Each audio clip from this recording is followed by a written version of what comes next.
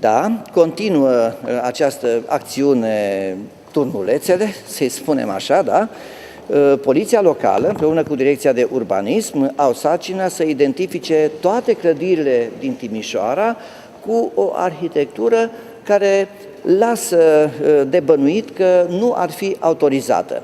Până în momentul de față s-au verificat 22 de astfel de clădiri, dintre care 16 au autorizație de construire și 6 nu.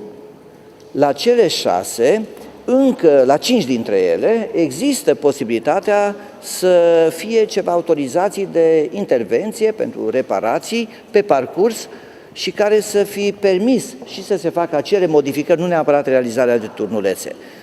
Dar mai degrabă credem că cele 6 nu sunt în regulă. Una din cele 6, cea de pe Romulus, este fără îndoială o clădire la care s-au adăugat turnulețele fără autorizație și, prin urmare, vom iniția proces în instanță. Mai sunt încă 36 de case care au o arhitectură suspectă și se vor face verificări și la ele.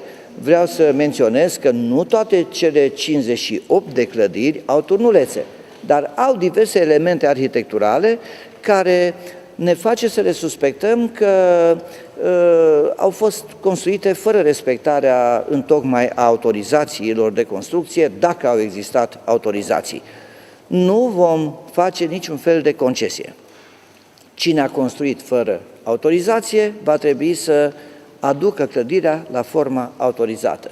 Dacă nu se înțelege de bunăvoie, vom acționa în instanță. În instanță durează un anumit interval de timp și noi sperăm ca instanțele să judece corect și să ceară să fie aduse clădirile la forma inițială și apoi, sigur, dacă tot nu se va înțelege, se va ajunge la execuția silită. Noi nu putem să intervenim discreționar. Sigur că atunci când eu am fost și sunt în continuare vehement, la maximum împotriva acestor chiciuri, unii concitadini s-au așteptat să mă și vadă a doua zi cu buldozerul și cu alte utilaje intervenind. Nu putem face așa, suntem într-un stat de drept în care trebuie să respectăm legea. Primarul nu este un dictator, nu este un om care poate să acționeze de capul lui, ci poate să facă niște lucruri, dar pe proceduri legale.